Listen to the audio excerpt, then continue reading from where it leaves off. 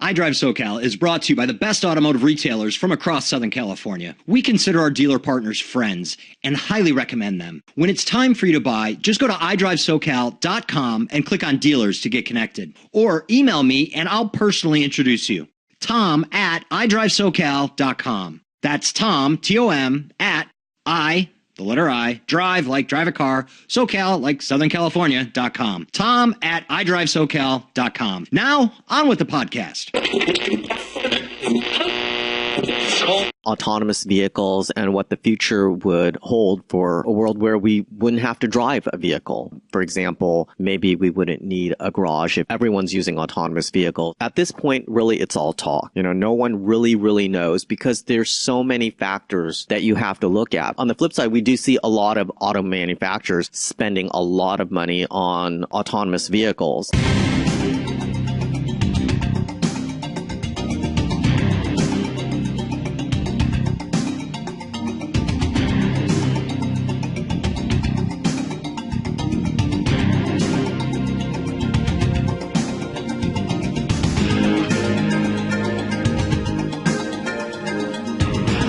Welcome to iDriveSoCal, the podcast all about mobility from the automotive capital of the United States, Southern California. Tom Smith here with the good professor, Mr. Clinton Quan. Say hello, Clinton. Hi, Tom. Hello, my friend. When you usually hear me introduce Clinton, it's usually like a vehicle review or it's an auto show or an automotive museum. And we do a lot of talking about that stuff. But then you hear in the beginning of all my podcasts that we talk about mobility. And in this case, actually, the good professor is doing a piece on mobility. And actually, it's going to be a two-part piece. So the topic is public transportation. And this is going to be a two-part piece on public transportation because the way we're getting around is changing. Now, iDriveSoCal podcast number 100, it was a little solo piece, and I did it, the future of mobility, what's hype and what's real. And there's so much going on. And it captures the imagination, right? I mean, from underground highways to hyperloops, to flying cars, to driverless cars. So the professor went to, what event did you go to? This was the California Transit Association's 53rd annual fall conference and expo at the Long Beach Convention and Entertainment Center. So the California Transit Association, so that's all about public transportation in the state of California, right? Yes, pretty much, yeah. And they advocate transit-friendly policies, protecting and increasing funding for transit. Who's going to this? City leaders from all the cities across California, right? As well as counties, I'm assuming? Leaders from cities throughout the state of California and other government entities as well, including counties. And this is where they go, and are decisions being made here, or is it more like a trade show kind of thing where they're seeing what the options are for them to invest public funds in, or what is this all about? Well, this is an opportunity for leaders to share ideas and to see what new technologies are out there. Some of the new buses that are available, new technologies. I think they said there was about 800 people in attendance for the show. It's probably their one big event of the year. There's a couple days, and we're going to break this into two different podcasts. And this one is about day one. We'll get to day two in the next podcast. Yes. But what happened in day one? What did you learn? The first day, there was a keynote presentation by Jennifer Granholm. She was the former governor of Michigan, and she talked about autonomous vehicles. Wait a minute. The former governor of Michigan is doing a keynote for the California Transit Association Fall Conference and Expo. Yes. Okay. Yeah, for those of you who don't know, she's frequently on, I believe, both CNN and MSNBC. Oh, really? Yeah. For those of us that don't know, I would be one of those of us. Yeah. Okay. So, and her name again? Jennifer Granholm. And she talked about autonomous vehicles and what the future would hold for a world where we wouldn't have to drive a vehicle. Okay. A lot of people think that, well, with advanced technologies, maybe we're going to lose a lot of jobs. And she talked about, well, there could be opportunities for that as well, including maybe pop-up shops as well, where you have vehicles that drive up to other businesses or, say, to urban areas such as downtown, and they could be selling a number of different products. Yeah. How long has it been since she was actually governor of Michigan? I think she was governor for about 8 years, but I'm trying to remember how long it's been. It's probably been, I think, 6 or 7 years. Okay. Yeah. Was her keynote, was it kind of pie in the sky stuff, or is this stuff that we're going to start seeing deployed in the next 36 months, 60 months? I don't think it's going to be in the next few years, but I would think at least 5 years. But this is stuff that I've heard and seen at a number of other transportation conferences as well. Yeah, she talked about, for example, maybe we wouldn't need a garage if everyone's using autonomous vehicles. Okay. Yeah. Do you buy that? I find that hard to believe anytime in the near future. As much as you like to drive, I think you would pay a premium to have a car in a garage, a place to put your car. And I think a lot of other people, because here's what I'm getting at. A lot of these things, I mean, I go back to that podcast 100, not to promote it, but what is real and what's hype? That's true. Yes. I mean, even right here in Southern California, what was it? The one city leader that they wanted to recall because he implemented bike lanes in the Venice area and it caused all kinds of backup. And it's like, oh, hey, you're talking about Council, Bonin? Yeah, Mike Bonin. It's like, hey, man, great intentions. Yes. And maybe it was good execution with the exception of informing the public that it was going to happen because they changed it back, I think. I'm not sure. On Venice or you're talking about the other road on Plywood? There was one it caused all kinds of backups. Like I had friends at Marina Del Rey saying you're talking about the road that's right along the beach. That was the one where they reverted it. Now there's another. They changed it back. Correct. Yes, they did do that. They added bike lanes. Took away. Oh well, they took away a lane, a vehicle lane, and added parking and bike lanes. And then people freaked out. Yes. And then they brought it back. Correct. Yes. So and I'm digressing a little bit, but that's something that we need to get into too. But that is like what is really real and what is really hype. You got Waymo and, the testing going on. Testing's going on in San Diego. Testing's going on in Arizona. Testing's going on. It's back on in the state of California up north. Yes. But when are we going to start really seeing this deployed on? I think that is a great question. Did they address that at this thing? Well, the thing is no one really knows. It's at this point, really, it's all talk. No one really knows because there's so many factors that you have to look at. For example, a lot of the cities and counties, without the proper maintenance of the roads, the proper striping, the autonomous vehicles will not work. I mean, that's a huge. I gotta stop you right there. I know. We'll get right back to that. Yeah. But we can't even keep potholes out of LA County. That's much true. Less. I mean, how we're gonna be autonomously driven around by cars that are communicating with the road. We can't keep our roads in good enough shape to not ruin people's cars that are being driven by humans. Yeah. So I just saw a recent video of a Tesla vehicle, and I guess it miscalculated. It thought it was an off ramp, but it was more like an emergency pull off. So the vehicle had to quickly veer back into the right lane before realizing that. Was that like real somebody's dash cam or something? That I believe somebody had a dash cam. Yes. So that is true. On the flip side, we do see a lot of auto manufacturers spending a lot of money on autonomous vehicles. Oh, no doubt. Yeah, and we're going to learn more about that next week when we go to Automobility LA, which is the press event before the LA Auto Show. So there's going to be a lot of talk about that as well, about autonomous vehicles. We have these driverless vehicles, and we'll have ride-sharing companies such as Uber and Lyft that'll take everyone from one place to another. But I think it's a great question. Is it going to be 10 years? Is it going to be 30 years? Is it going to be 100 years? Who knows how long it's actually going to be? We're off topic, and that's my fault, as always. This event was about public transportation. Yes, it's more about transit. Yes. So let's get back on topic because I guess, we can talk about autonomous, but was there any discussion of autonomous at this conference at day one? Well, they have all these different sessions, and that's not something that I attended. Okay. So day one. Well, okay. So that's the keynote session. And then for the structure of this program, they have sessions in the morning as well. So that's the session one. And then they also have a session in the afternoon. There's a couple of tours that take place in the afternoon, a water transit tour, also a tour of electric buses. So you can ride on one of the Long Beach electric buses. And then there's an expo later in the evening. So go ahead. Yeah, sorry. The professor sees me with a big question mark expression on my face. So this was public transportation conference, and it was water transit as well as ground transit.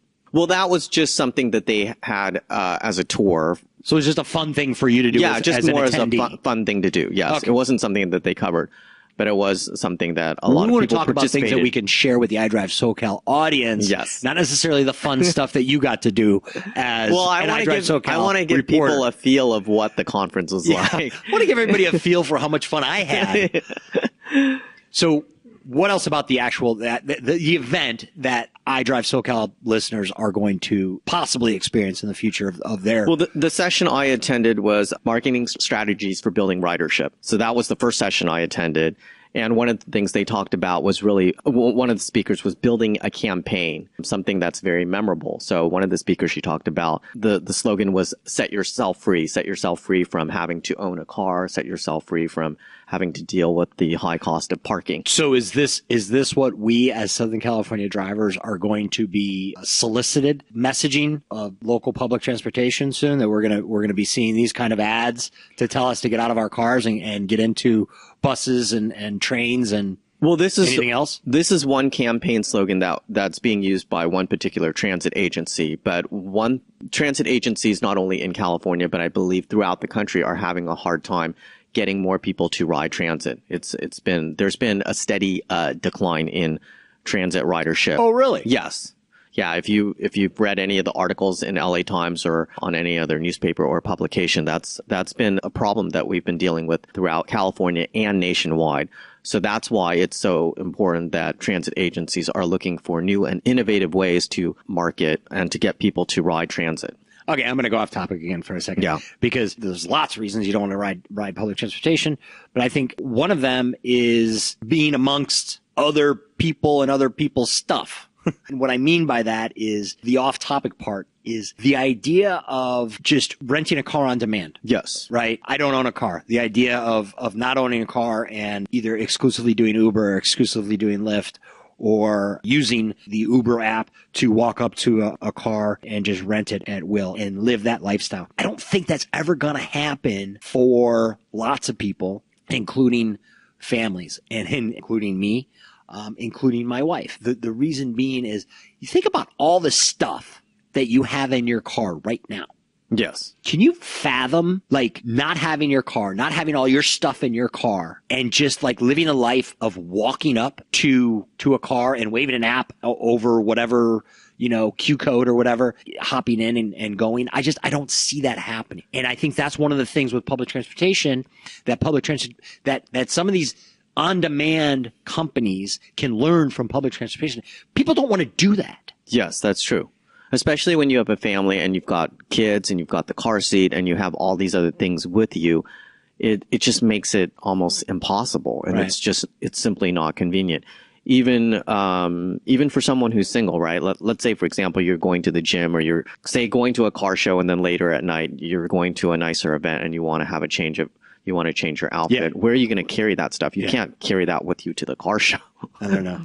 Yeah. So that's why it makes it very, very difficult. I think maybe it's great for people who live in urban areas and they're going on very, very short rides and, you're going from one part of downtown and you're going to the music center for a show and that's it. But if you're like out for the day and you're living in the suburbs, that's a whole different lifestyle. So I apologize to take it off topic. What else about this day? Let me ask you this, because this is burning in. I was driving, and we're recording this podcast in an undisclosed location, downtown Los Angeles. I drove past, I want to say it was Little Tokyo or right around there. There was a row of the bikes that you can rent that I think the city has under contract. I forget what they're called, the Metro bikes or whatever, blah, blah, blah. It's not the Lime bikes. It's the Metro Bike bikes? Share program. Correct. Like almost every one of the spots was filled with a bike. Meaning Yes. Nobody's renting the darn things. Yes. That's part of public transit, right? It's definitely part of public transit. And that's something there's another big push to get more people to ride bikes. In fact, there was an article that recently came out in the city of Pasadena. They actually discontinued that program only after a year. Not a So it was surprise. I think it was a $1.2 million program. And they found out that there's just so few people who use it. So there was no point in continuing on with that after a 1-year test pilot program. And even in a small city such as Pasadena, where you have all these neighborhoods which are easily connected and you can Right. ride from one Right. to another on a bike from Old Pasadena to the Playhouse District to South Lake. That didn't work. So Part of the it's- reason yeah, I love my cell phone yeah, is that it's mine. yeah, And I don't ever have to touch a public payphone Yes. ever again. yes. And that's the same with so many other things, right? Right?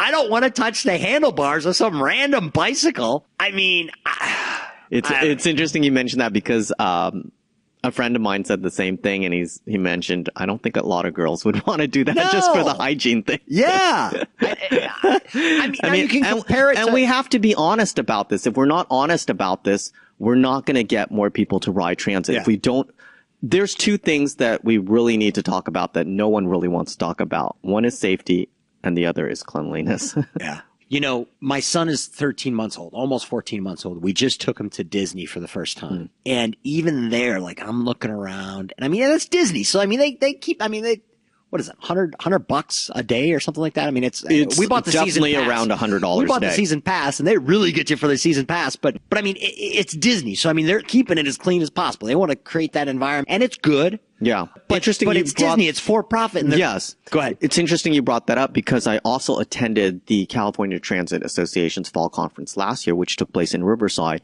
And one of the, I'm trying to remember if it was the keynote speaker, if not the keynote speaker, definitely one of the main speakers for the event worked at Disney. And he was saying, well, the reason we can get so many people going to Disneyland every single day, it was either Disneyland or one of the Disney parks. Because we is sell $57 hot dogs. because he said because we actually keep the park safe and clean. Yeah. So that's the same thing that can be applied to transit, right? If we want to get more people to ride transit, we Yeah. gotta keep it safe and clean. Yeah. Yeah. Was it you telling me that somebody recently rode the bus or train or something and their day was ruined because they sat down in like it wasn't a plastic seat, but it was like it had some kind of cloth on it, Correct. and there was like urine. It was like a puddle of urine.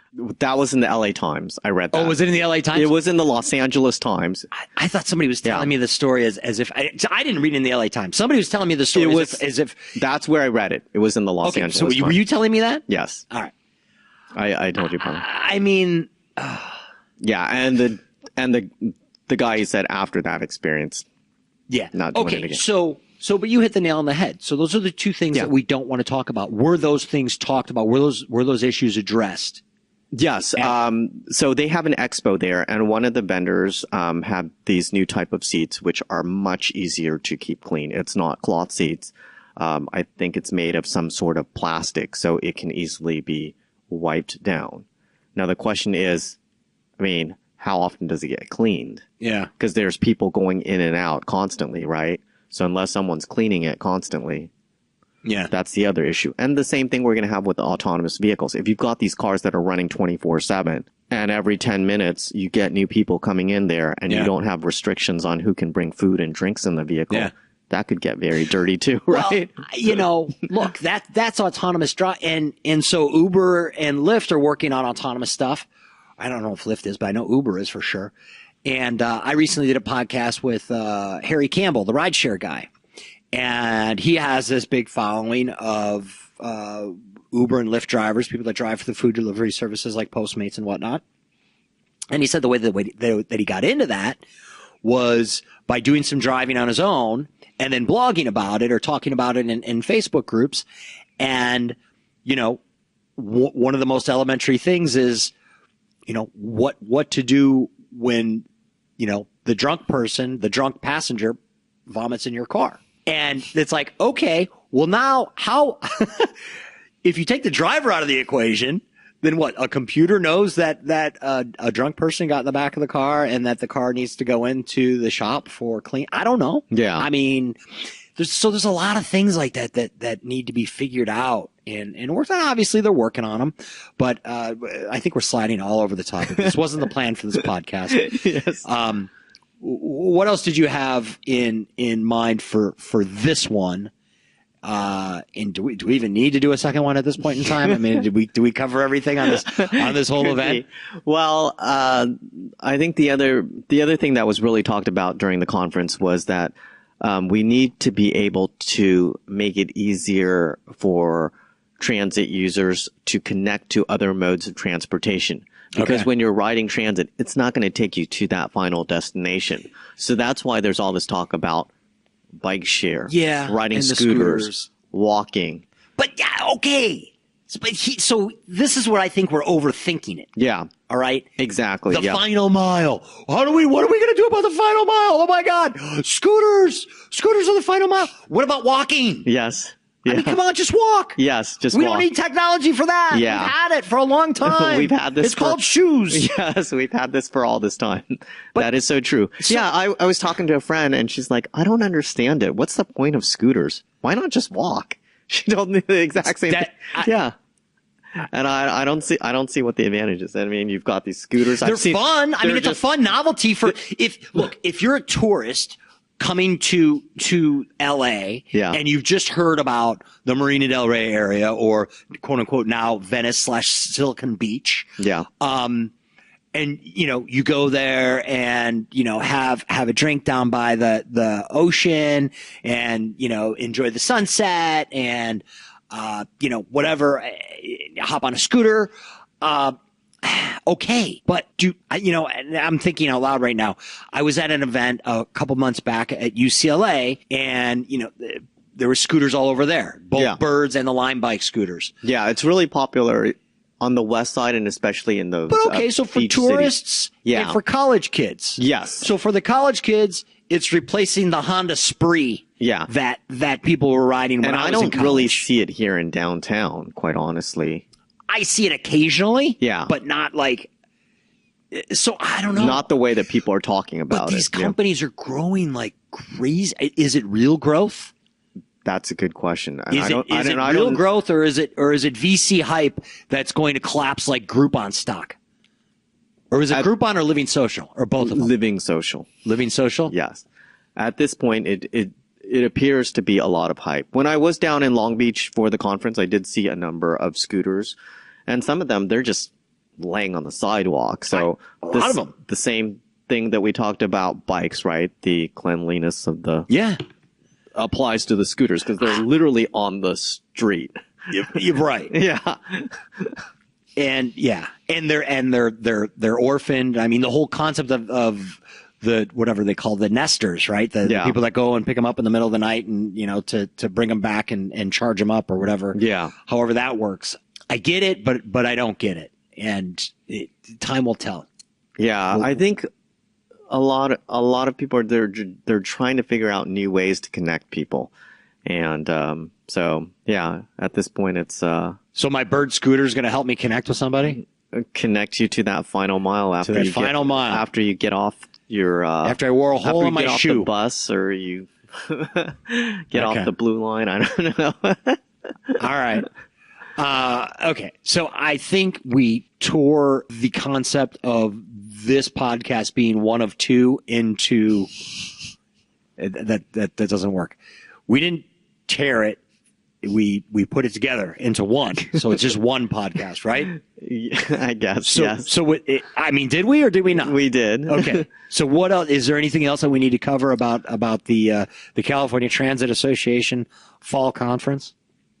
The other thing is using apps to make it easier for people. A lot of times, if you're riding a bus or using a rail line, right, you may not know what the times are. So hopefully with technology and using the apps, then it makes it easier to connect to all these different modes of transportation. That and using car sharing services. Yeah. Okay. So that there was definitely a lot of talk about that. If I'm taking public transportation, look, the bus is going to be late sometimes because the garbage truck is going to cut it off, or the delivery truck for the U.S. mail. They're dealing with the same issues that anyone else would be using. Using a private automobile. So then the public transportation company should give me an app that shows when the bus is showing up, just like my Uber driver does. Yeah. Right? I mean, I don't know. I think that's something that a lot of the agencies are. So, okay, they don't have it. One other thing about is electric buses. right? We got a little bit of electric bus activity battery right here electric buses, yes. in Southern California. I know we have at least one electric bus company here in LA, right? Well, So the Proterra. Well, I mean, there's a number of, there's BYD. Yeah. There's a number. Yeah. Those are, I think, off the top of my head, those are the two big companies. And I know they were participants of this show. Yes. Is there a rollout plan for electric buses in LA, in California, anywhere? Was that talked about? Oh yeah, absolutely. I think that's what all the cities are moving towards, electric buses for sure. How soon are we going to see those? I think we're going to be seeing those very soon in the next 5 years. Okay. No electric buses on the ground right now. No, I believe there's a number of agencies that have electric buses right now. Yes. Locally here? LA City, LA County? Well, anywhere in Southern California? Yeah, I don't know specifically which ones, but yes, we do.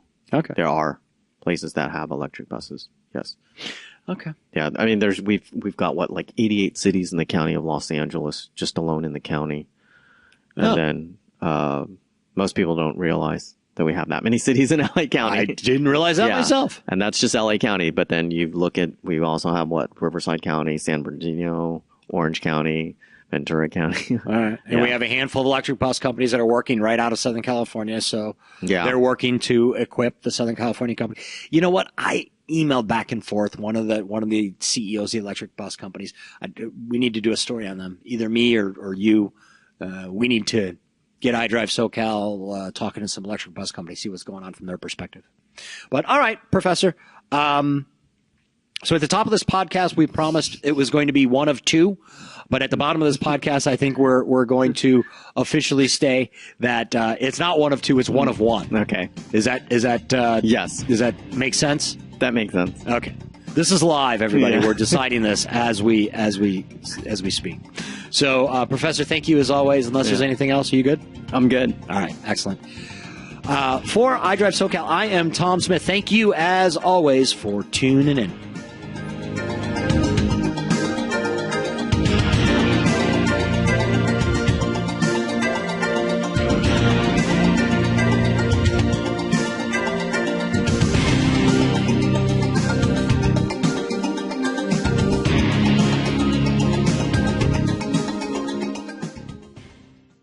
This episode was engineered and edited by Bobby Flores. Howdy. Still here, huh? That's cool, but this one's pretty much done. But we have tons of additional content at our website, iDriveSoCal.com. If you're not listening from there already, you should definitely check it out. From there, you can subscribe to our newsletter, the podcast, or leave a note. And I'd love to hear from you too. Here's my email, tom@iDriveSoCal.com. That's Tom, T-O-M, at iDrive, the letter I, drive like drive a car, SoCal like Southern California.com. Tom@iDriveSoCal.com. Thanks again for listening, and please reach out with whatever's on your mind.